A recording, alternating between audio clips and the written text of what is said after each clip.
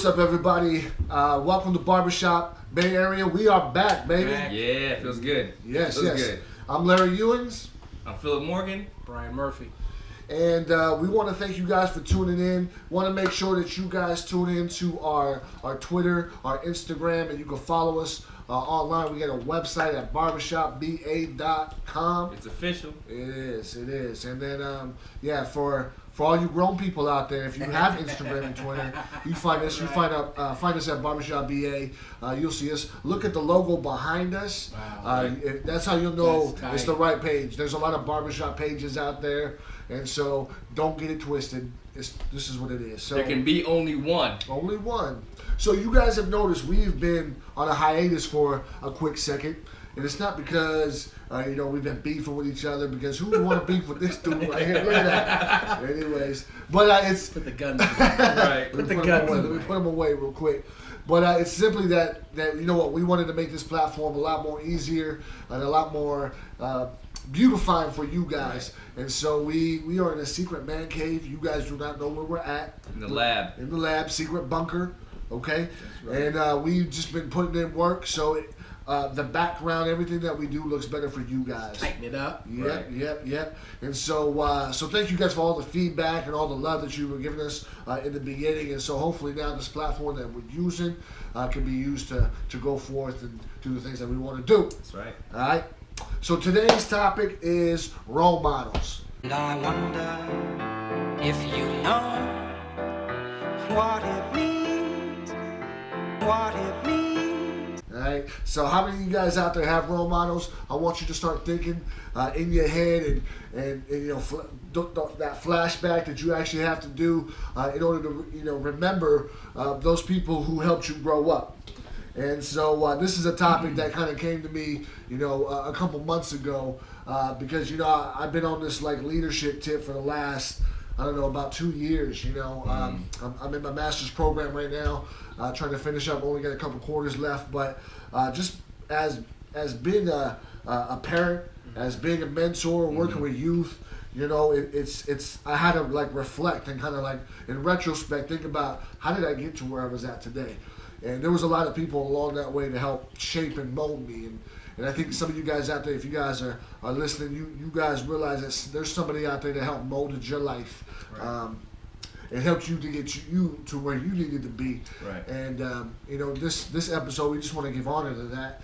And I recognize some of those people because I know for me it started off a little weird, and so I'll put it out there. It was my first role model was a cat who later on we became really good friends, and we went to high school, we graduated together, we always hooped at the park and all that, and we're still friends now, but back then I didn't know him like that, and so I was about 10 or 11 years old, and this is like during the summer. Our parents, my parents wanted me to get into something more productive, and so they would tell me to go over to the youth center or whatever that was, and this particular it had to be at this center somewhere downtown. So I literally had to ride my bike over there, and so I had to trek all the way over there. But every time I would go to this the center, this dude would come in swooping on his bike. Everybody be looking at him. Everybody be like giving him high fives and stuff like damn, who is this kid? Right. I'm just like this little Chinese kid in the corner, just scared, kind of nervous, and I wanted to play basketball. And they had this, they played full court basketball, and sure enough, this kid was like really good at basketball. And I remember one day he picked me to be on his team, and I was like, oh, I was scared to death, because little Asian kids, they're not too good at basketball. I'm just playing. I'm stereotyping, but me, I wasn't that good at that time. But I was really excited to play and to be on the team that I thought had the coolest kid. And after we played the game, and after that we started talking, and he started to like invite me. Found out that he lived kind of next door to kind of where I lived. Right. And it was like, all right. And then we started hanging out, and we became lifelong friends. And so that was kind of like the first stage of me having a role model. And obviously, as you get older, in high school it was the friends that I had around me, and then later on is when I got to be a little bit older and start to mature a little bit more, is really to realize it was my father. You know, my father was the biggest role model, and you know, I always, you know, so a lot of people ask me, Larry, well, you know, why you wear this bullet? You a thug or you a gangster? I'm just like, nah. This represents my father. You know, he served in the military. He was in Vietnam, and you know, he retired Master Sergeant in the Air Force. Wow. And I think people have their idea of what you know, a military man would be like. You know, very strict and things like that, but he was not. He was just very loving, very caring, and just a hard-working man to you know, support our family, and really opened up many pathways for me to get to where I'm at today. And so, you know, I'm just very thankful for that. And then I had, you know, he passed away 2 years ago, and that's one of my heroes. You know what I'm saying? And so, I'm the reason why I'm more stronger today is because I'm living to honor that, what he did, the hard work that he put in, you know, all the times he put up with me being a knucklehead and just not listening and just not seeing the light. You know, he had the patience and the love just to give me my room and my space. And I think he knew I would hopefully one day come around. And you know, he was a believer in God, and I think that's kind of what just kept him thinking that, you know what, he's gonna get it at some point, you know what I mean? And, Right. And luckily along that path, you know, I found God myself, and that really kind of transformed my life. And so anyway, so that's how I got to where I'm at. I wanted to kind of get from you guys to see where, you know, what was your role models growing up as a kid, and then we're talking about also as you got when you were a teenager, and then as you got older as an adult. And you know, so maybe Phil, we'll start with you. You know, well, who was that role model you had? You know, growing up, it was so mixed, but I think the one consistent male role model I had growing up as a child was my grandfather, you know, on my mom's side. So he was Korean, and what was kind of crazy and cool about that relationship was he spoke no English. So everything I learned from him until my Korean got really good was just watching him, you know. And I mean, he was like old school, like an old school. My mom told me he was like an OG in Korea, like an old gangster in Korea. Like he would just sit there on the porch, you know, smoking his cigarettes, or he cut the grass. He always had a cigarette in his mouth. Like either it was lit or not lit, it was always in his mouth, cutting the grass. You know, it just hangs there. You know what I mean? They talk. He's like just stuck to the lip.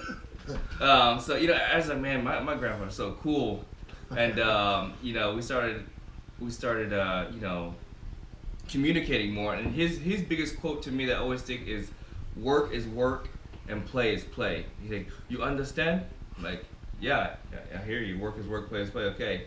But it wasn't until, you know, he passed away and I got older that I realized, like, you know, when I'm working, you know, when I work, I'm in the zone. Like, I'm here to work. I'm not here to mess around.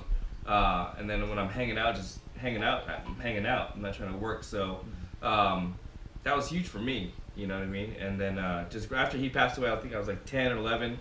And then it was just like, you know, my coaches.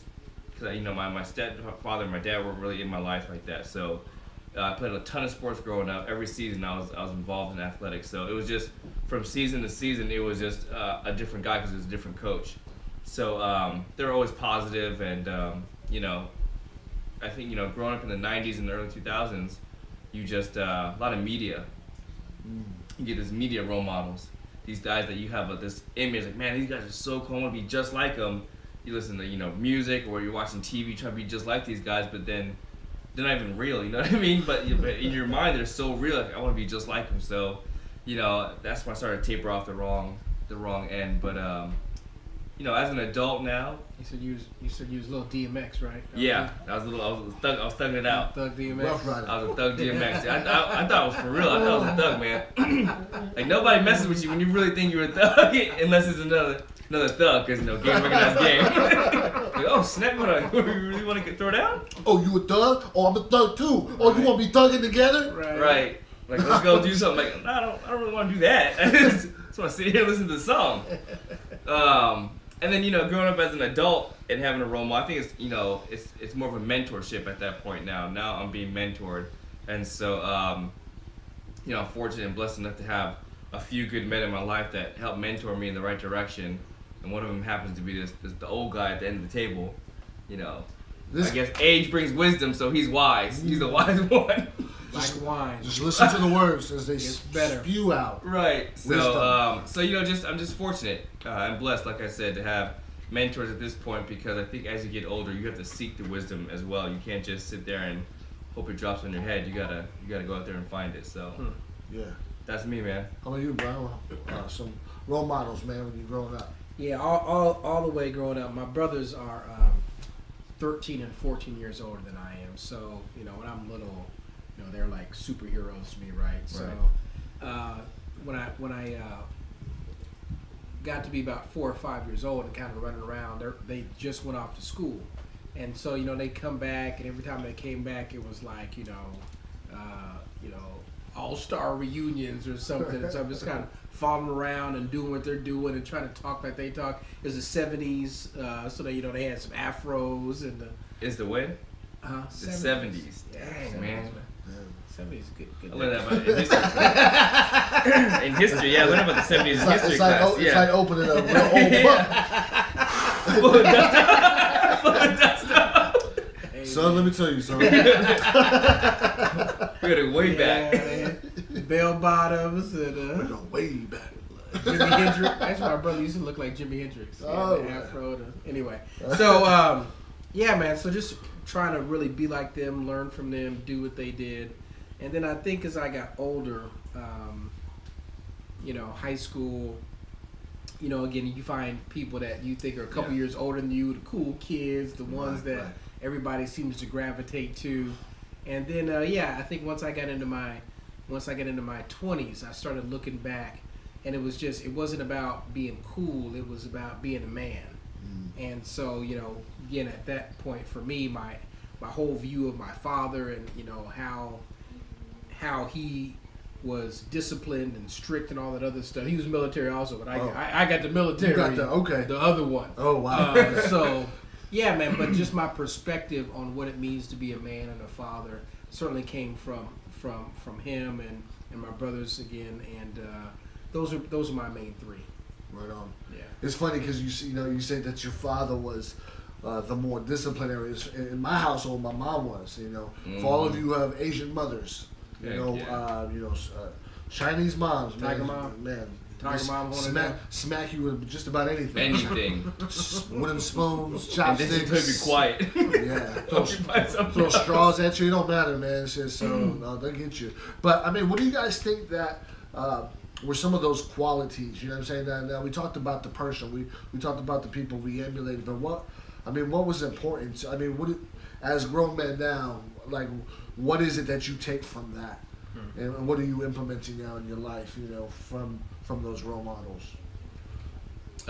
For me, it was I had to and this might be true for some of you guys. You learn so much, you take on so many things, and later in life, you're like, you don't really need 3/4 of stuff that you've taken on already. So you gotta offload some stuff, and sometimes that's harder than applying the stuff that you do learn. That's positive. So. I think it's just doing some landscaping in your life. You know, doing some landscaping to get rid of some of the stuff you don't need, so the stuff that you do need can grow. And for me, that's been true testament. Just being a man, you got to realize what you've got that you don't need anymore. I think that's a big deal, and that comes through the mentorship and stuff like that. Because we got iron sharpens iron, so we got to look out for each other and help each other out in that aspect. So that's for me. How about you? I was just reading this book, I think it was Tony Evans that made the quote that it says, manhood is when you're ready to be responsible for somebody else. And so that means, you start to take a back seat, and it's other people, wife, kids, whoever, that you start to be, a vehicle for their happiness or for their needs or whatever. And, I think that's the whole thing, certainly teenager, even 20s, it's my world, man. Everybody else is just along for the ride. And then to me, that's the shift in manhood, when your focus gets outside of me to the folks that I'm supposed to be taking care of. That's right. Yeah. That's right. Yeah. Huge. Yeah. I think it's the same for me too. Like, a lot of times I'm getting these opportunities to speak in front of other people, and I'm letting them know, we're talking about some leadership stuff, or just talking about how to take, take that next step in your life to be who you want to be for the rest of your life, in your career, or just that person that you desire to be. And I know when I reflect back, I remember, like, as for my dad, once again, he's one of my heroes. So one of the things he taught me early on was to never quit, to never give up. And I remember there was a time when he worked for this company for a long time. He did security work, after he retired from the military. And he worked for this company, I don't know, 10, 15 years, and then they laid him off. He was like employee of the year several years in a row, and like one year they just do a whole bunch of layoffs, and it was like, PC later, right? And so, and I actually remember as a young person seeing, he was really upset. Yeah. It really hurt him. Yeah. Because he had dedicated his life to that. But one thing that I recognized also was the very next day, he was what I think now was his getting his resumes ready, filling out applications, and I remember him leaving the house saying, "We're gonna go find a job," and he would come back day after day, like, just filling out applications. And I remember seeing that, and it didn't really connect when I was young, but it connected later on. I was like, wow, he never stopped, he never gave up, and he took on a bunch of temp jobs.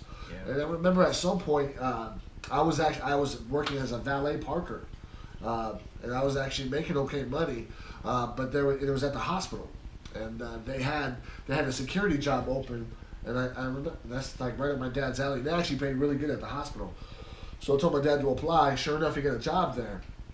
He ended up working there for another 10 years, and then he just retired, overall, and so but I just remember that time in between, just to see him struggle through that, and I didn't like that because I knew he always supported the family, and so that's something he always instilled in me, is to not give up and to really achieve what you want to do, and that's really what it is. When we talk about we're all fathers here, we have wives, we have kids, and I think it's gone beyond us now.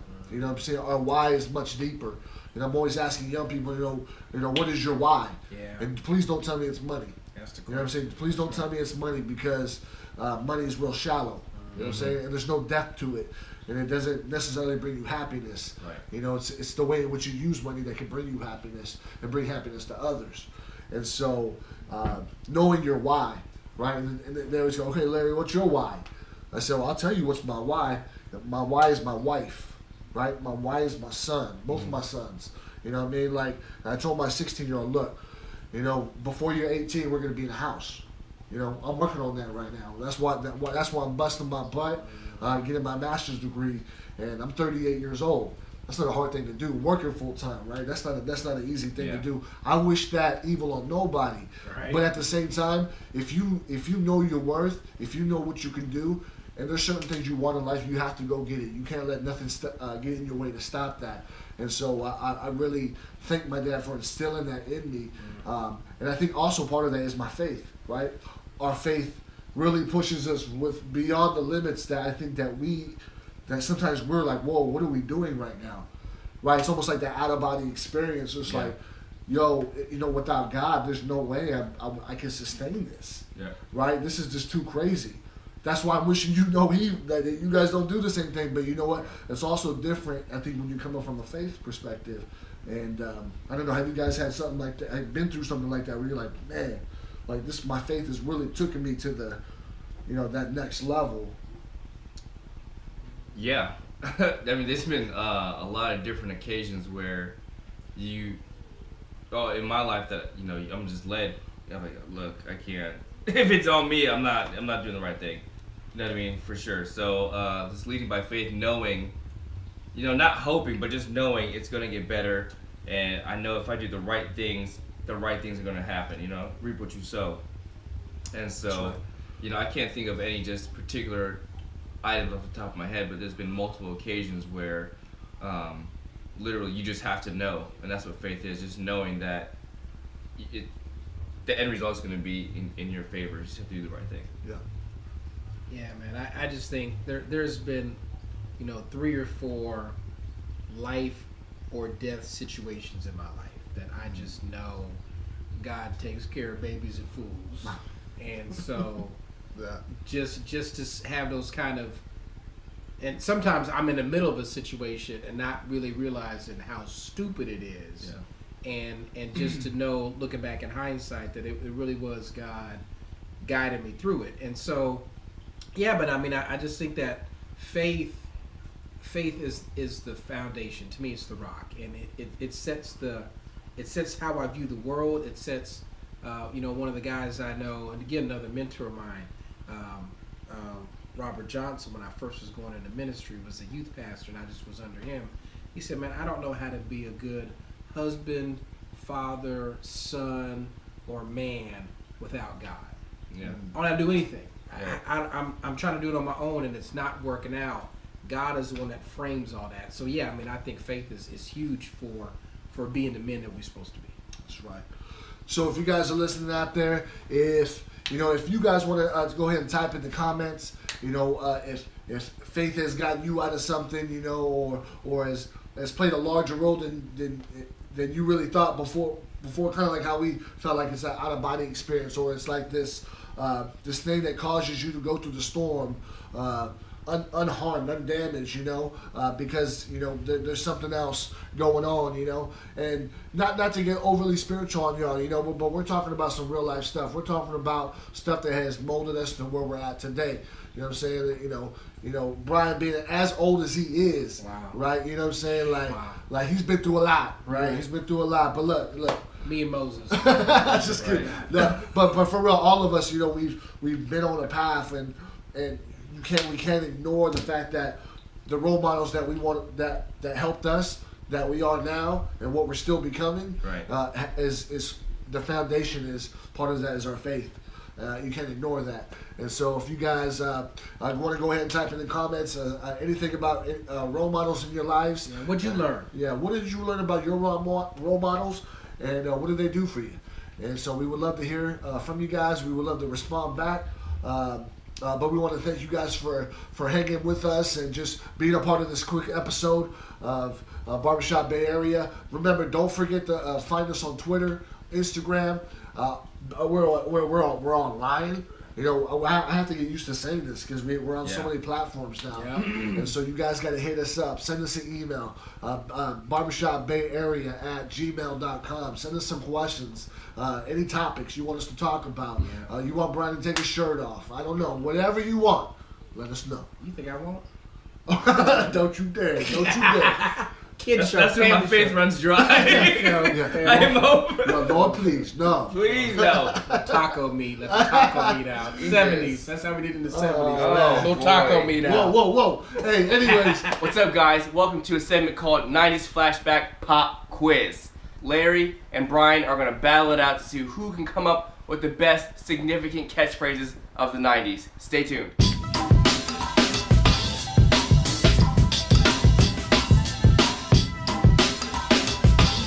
Alright guys, let's get started with the game now. We're going to rapid fire 1 minute times to see who is going to be the champion of the 90s Flashback Pop Quiz. Here we go.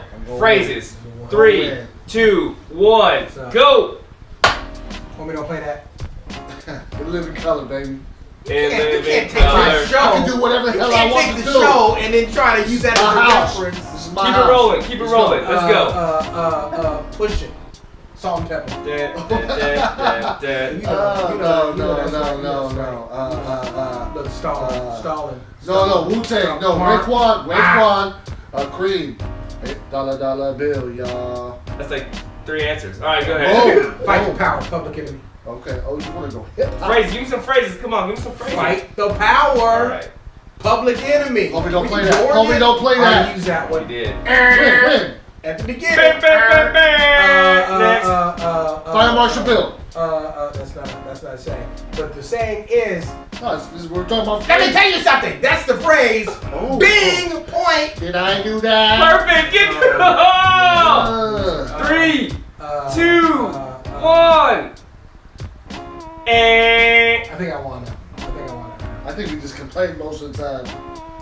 I don't know. That was a pretty close call. Hey, let's get your submit your votes. Tell us who won. The vote is a score. I won. Count the numbers. 4-3. There you have it. 4-3. So all right, we're gonna roll into the next one. We are going to go into who versus who. Who would win in a fight? If they were to meet in the street and throw down? Me. Versus who? This dude right here. Okay, so I'm gonna name off a couple of heroes or a couple of people, and I want you to let me know who's gonna win. Here we go. Like I got He-Man versus Conan the Barbarian. Ooh. He-Man, baby. Power of Grayskull. All up in you. Boom. Take that. I gotta go Conan, because he's got the big sword. Big sword, okay. If you have a big sword, you win. You can take that many different ways. Here we go. Lou Ferrigno Hulk or the Avengers Hulk. Avengers Hulk, baby. Super yoked. Jump super high. Super biceps. Crush your face. Take that. Old school Lou Ferrigno. That guy's a cartoon character. Lou Ferrigno. He's a real deal. You can't argue with that. Hulk is I real, keep it baby. real. All right, here we go. Here, the highlight fight, the main event: Steven Seagal versus Jean-Claude Van Damme. Who do you got? Ooh. Jean-Claude Van Damme, baby. Muscles, super muscles, right? Roundhouse kick to the wherever he wants to. That's true. The splits, right? Take that, dude. Steven Seagal, you'll never lay a finger on him. Because we use your energy and we redirect it against you. I used to take not Taekwondo. What's that Tai called? Chi. It's not He like see the old folks. If you go down to your neighborhood park, Yeah. there's a good chance you might see Brian with the Senior Citizen Club doing some Tai Chi. What was that called? He left the Everybody senior was center. kung Anyway. fu fighting. Joint manipulation. He left the Fremont Senior Center. You Hey. see him out there doing some Tai Chi. Man. Drinking some Chi. Doing some Tai Chi. How about that, baby? Okay, that's cool. Either way, you'll never lay a finger. All right, here we go. Moving on. All right, what else we got? We got Jet Li versus Jackie Chan. Oh man, okay. You know what? All right, I'm gonna say Jet Li, quickness, man, the kicks, the punches, man, just his face though, his face too. And when I look at Jackie Chan, I just want to laugh. It's amazing how wrong you are all the time. Jackie Chan does his own stunts. He's the real deal. Jet Li's a movie actor. Come on, man. Movie actor. All right, here we go. Last but not least, this is a fight now. Okay. If you saw your boy Chris Rock and your boy Chris Tucker get into it, which Chris comes out the winner? Now are we talking about like joke fight? Or No, we I'm talking about like they a get fist? into a fist fight. Man, you know Chris what? Tucker versus Chris Rock. Yeah, I think Chris Tucker got the length. I think he just put his hand out, you know, on The reach. yeah, he just like that. Oh, Chris Rock can't even get to him, right? And he just taunted him with that high voice. Michael Jackson impressions. Man, I think Chris Tucker's gonna be high, so he's not gonna get any shit. So I gotta go with Chris Tucker. Oh, okay. All right, guys. Hey, no disrespect. No disrespect. No I love Chris Tucker. Chris, I know you watch the show. You know, Right. this All the time. all love, man. Hanging out later. Hey, we didn't mean to bring up the past, man. I'm sorry. So there you have it. Who versus who? You saw it here first. If you got a different opinion, reach out to us and let us know. So these guys stop arguing. It's gonna keep on going. And we out. Peace. Peace. I won again. I think I won that one. Hey guys, thank you, man, so much for joining us for this episode. You know what? We look forward to filming so much more. We want you guys just to you know. Give honor to the ones who've been before you, who have put in the work, who have paved the way. And if you know what, you don't know anybody like that in your life, you know, you can call on us, right? Yeah, we got the muscle, we got the, anyways. But anyways, you know, look, if you guys are looking for mentors or anything like that, hey, give us a call, shoot us an email, shoot us any questions. You know, we love to help out in any way we can. Why don't you tell us where they can find us? Hey, you can find us on Facebook, YouTube, Twitter, Facebook, Twitter. Instagram. Yeah, and all that. But hey, if you have a hard time finding us, check us our website, barbershopba.com. We're official. You know, we took a hiatus to work on all this stuff so we can really make it easy for you guys to get in contact with us and we can be in contact with you. So we're available in all outlets. We appreciate your love and we'll see you again soon. Yeah, it's your channel. Hit us, tweet us, poke us, like us. We want to hear from you. Don't touch me, though. Don't you dare touch me. Yeah. Peace. Peace out. Later.